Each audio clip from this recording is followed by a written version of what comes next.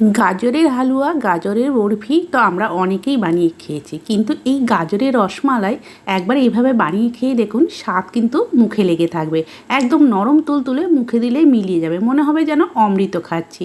ভীষণ টেস্টি হয় বন্ধুরা এই গাজরের রসমালাই খেতে। শীত থাকতে থাকতে একবার কিন্তু অবশ্যই এইভাবে বানিয়ে খাবেন, নাহলে কিন্তু পরে আফসোস করতে হবে। নমস্কার বন্ধুরা, তোমরা দেখছো আশাস কুকবুক। আশাস কুকবুকে সবাইকে স্বাগত। আজকে আমি তোমাদের সাথে শেয়ার করছি গাজরের রসমালাই, যেটা দুর্দান্ত লাগে খেতে, একদম নতুন ধরনের রেসিপি। তাহলে চলো দেখে নেওয়া যাক কিভাবে এই গাজরের রসমালাই আমি বানিয়েছি। আশা করি তোমাদের খুবই ভালো লাগবে। তোমরা পুরো ভিডিওটা দেখো, তাহলে তোমরাও কিন্তু খুব সহজে এইভাবে গাজরের রসমালাই বানিয়ে খেয়ে নিতে পারবে। আর ভালো লাগলে ভিডিওটি বন্ধু আর ফ্যামিলির সাথেও বেশি বেশি করে শেয়ার করে দিও, যাতে সবাই প্রত্যেকে এইভাবে গাজরের রসমালাই বানিয়ে খেতে পারে। তাহলে চলো এবার দেখে নেওয়া যাক। এই গাজরের রসমালাই বানানোর জন্য আমি দেখো এখানে লাল গাজর নিয়েছি, আর ভালো করে কিন্তু খোসাগুলো তুলে মানে দুই সাইডই কেটে নিয়ে ভালো করে পরিষ্কার করে ধুয়ে নিয়েছি। এই লাল গাজরের কিন্তু রসমালাই বেশি ভালো হবে বন্ধুরা। এখন শীতের সময় এই লাল গাজর প্রচুর পাওয়া যায়, কিছুদিন পরে কিন্তু আর লাল গাজরটা খুব কম পাওয়া যাবে, হলুদ গাজরই বেশি পাওয়া যায়।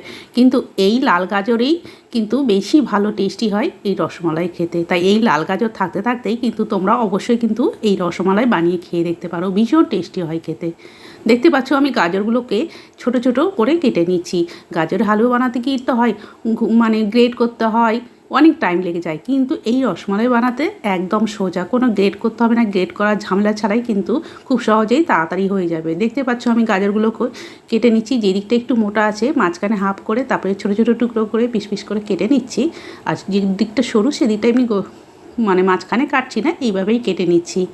তবে যেসব বন্ধুরা আমার এই ভিডিও দেখছো, যদি কেউ নতুন হয়ে থাকো, তাহলে অবশ্যই আমার চ্যানেলটিকে সাবস্ক্রাইব করে পাশে থাকার অনুরোধ রইল। আর পাশে থাকা বেল আইকনটিও প্রেস করে দেবে, তাহলে এরপরে যখন নিত্য নতুন কোনো ভিডিও আপলোড করব, সবার আগে তোমাদের কাছে পৌঁছে যাবে। দেখো তোমাদের সাথে কথা বলতে বলতে সব গাজরগুলোই আমার কাটা হয়ে গেল। এবার একটা মিক্সিং জার নিয়েছি, মিক্সিং জারের মধ্যে গাজরগুলো দিয়ে দিচ্ছি। এখানে কিন্তু কোনো গ্রেট করার ঝামেলা নেই, গ্রেট করা ছাড়াই খুব সহজেই কিন্তু এই রসমালাই তৈরি হয়ে যাবে। মিক্সিং জারে সবগুলো দিয়ে পরে এবার দেখো হাফ কাপ দুধ দিয়ে দিলাম। দুধ দিয়ে এইবার মানে মিক্সি জারটা বন্ধ করে ভালো করে একদম স্মুথ পেস্ট তৈরি করে নিয়ে চলে এসেছি। দেখো খুব সুন্দর একদম পেস্ট তৈরি হয়ে গেছে। এই রকম একদম ভালো ফাইন পেস্ট তৈরি করে নিতে হবে। আর এই পেস্ট থেকে আমি 2 চামচ বাটিতে আলাদা তুলে রাখলাম, এটা কিন্তু আমার পরে লাগবে।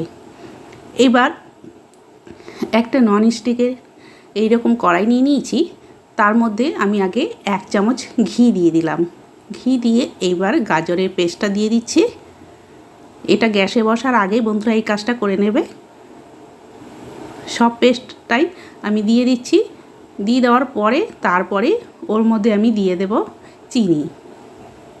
এখানে আমি সব পেস্টটাই ভালো করে মিক্সিং জার থেকে বের করে দিয়ে দিলাম। এইবার দিয়ে দিচ্ছি 4 চামচ মতো চিনি। চিনি দেওয়ার পরে এইবার আমি গ্যাস ধরিয়ে বসিয়ে দিলাম। বসিয়ে দেওয়ার পরে দেখো এখানে কিন্তু গ্যাসটা আমি মিডিয়ামে করে রেখেছি, পুরো হাই করে রাখিনি।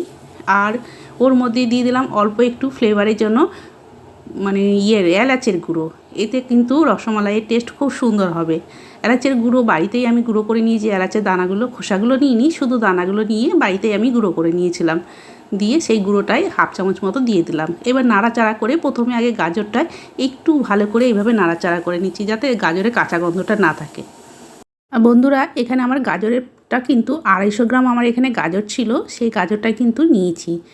তোমরা চাইলে কিন্তু এর থেকে বেশিও নিতে পারো, তবে 250 গ্রাম গাজরে কিন্তু অনেকগুলো রসমালাই তৈরি হয়ে যাবে। ভালো করে দেখো মিডিয়াম টু লো হিটে করেই নাড়াচাড়া করে নিয়েছি। এইভাবে ভালো করে একটু নাড়াচাড়া করে নেবে, তাহলে গাজরের কাঁচা গন্ধ একদম থাকবে না। এরপরে হাফ কাপ দুধ আরও এর মধ্যে অ্যাড করে দিলাম। দিয়ে এইবার দেখো এখানে 3 চামচ মতো সুজি নিয়েছি, এটা বাইন্ডিংয়ের জন্য লাগবে, তাই 3 চামচ সুজি দিয়ে এইবার গ্যাসের হিটটা লো করে দিয়ে একেবারে নাড়াচাড়া করে নেব। এতে কিন্তু সুজিটাও খুব সুন্দর রান্না হয়ে যাবে, আর এই বাইন্ডিংটাও খুব সুন্দর হবে। তাই এইভাবে কিছুক্ষণ নাড়াচাড়া করতে থাকবো। নাড়াচাড়া করতে করতেই দেখবে একদম পুরো শুকনো শুকনো হয়ে আসবে।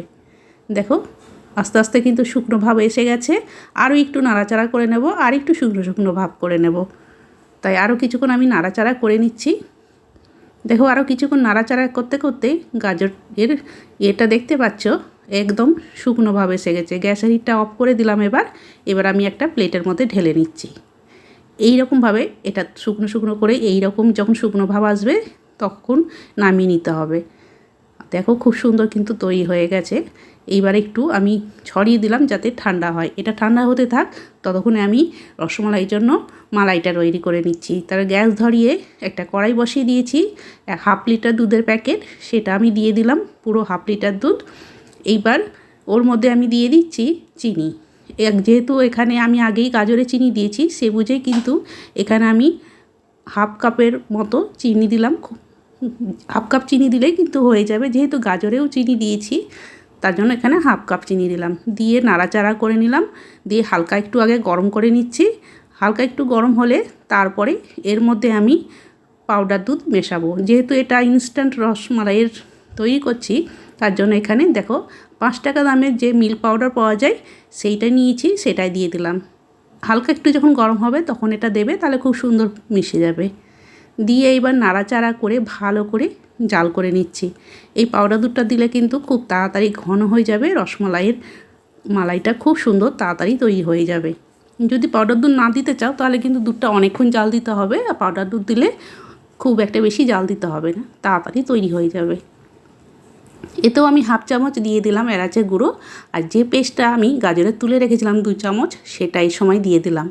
দিলে এর সাথে গাজরের টেস্টটাও খুব সুন্দর আসবে, তার সাথে কালারটাও কিন্তু দারুণ আসবে। তাই এইবার নাড়াচাড়া করে এটা ভালো করে কিছুক্ষণ ফুটিয়ে নেব, যাতে অনেকটা গাঢ় হয়ে যায়। ভালো করে মিশিয়ে নিলাম। দেখো মিশিয়ে নিয়ে এটা এবার ভালো করে জাল হতে দেব। গ্যাসের হিটটা একটু কমিয়ে দিলাম। এটা জাল হতে থাক, ততক্ষণে আমি রসমালাইগুলো তৈরি করে নিই। দেখো এইদিকে এটা ঠান্ডা হয়ে গেছে। হাতে একটু ঘি লাগিয়ে নিচ্ছি। ঘি লাগিয়ে নিলে হাতে আর লেগে যাবে না, রসমালাইগুলো তৈরি করতে খুব সুবিধা হবে। অল্প অল্প করে নিয়ে ছোট ছোট বল তৈরি করে নিচ্ছি। দেখো খুব সহজে চট করে হয়ে যাচ্ছে তৈরি। আর দেখতে পাচ্ছ কত সুন্দর তৈরি হয়ে গেছে। একদম সহজ বন্ধুরা, আর এত টেস্টি হয় যে বারবার বানিয়ে খেতে ইচ্ছে করবে। আর এই লাল গাজরে কিন্তু বন্ধুরা বেশি টেস্টি হয়। ওর মানে হলুদ গাজরের অতটা ভালো লাগবে না। তোমরা কিন্তু এই লাল গাজর দিয়েই বানিয়ে খেয়ে দেখবে, স্বাদ কিন্তু ভুলতে পারবে না।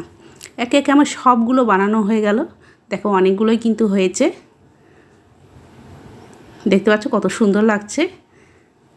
এইবার আমি দুধটা জাল হতে দিয়েছিলাম, সেটা দেখে নিচ্ছি। দেখো রসমালাইগুলো তৈরি করতে করতে দুধটা কিন্তু জাল হয়ে অনেকটা কমে গেছে, অনেকটা গাঢ় হয়ে গেছে।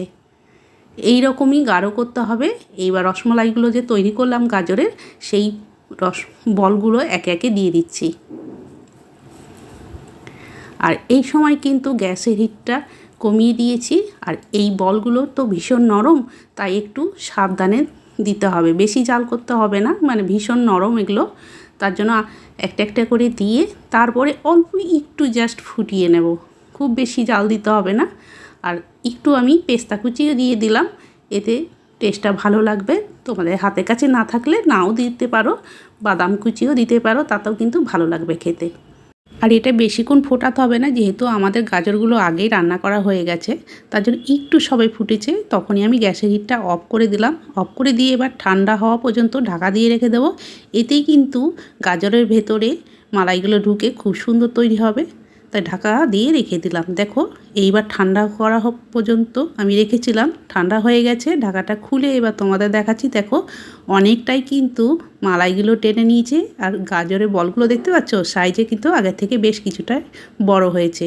আর কত সুন্দর হয়েছে দেখতেই পাচ্ছ, ভীষণ লোভনীয় হয়েছে। আর খেতে সত্যি বন্ধুরা দুর্দান্ত হয়েছিল। একবার কিন্তু তোমরা অবশ্যই বানিয়ে দেখো, তাহলে কিন্তু বুঝতে পারবে যে এতটা টেস্ট হয় গাজরের রসমালাই। তাহলে বন্ধুরা আজকের আমার এই গাজরের রসমালাই তোমাদের কেমন লাগলো কমেন্ট করে কিন্তু অবশ্যই জানাবে। আর এই রসমালাই এতটাই নরম হয় যে মুখে দিলেই মিলিয়ে যাবে।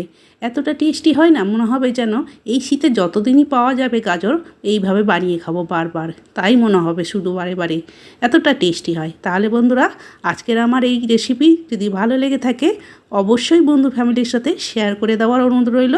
আর যদি কেউ নতুন হয়ে থাকো তাহলে অবশ্যই চ্যানেলটিকে সাবস্ক্রাইব করে রেখো। তাহলে আজকের মতো আমি এখানেই শেষ করছি, আবার একটা নতুন রেসিপি নিয়ে চলে আসবো। সবাই ভালো থেকো, সুস্থ থেকো, সবাইকে অনেক অনেক ধন্যবাদ জানিয়ে আজকে আমি এখানেই শেষ করলাম।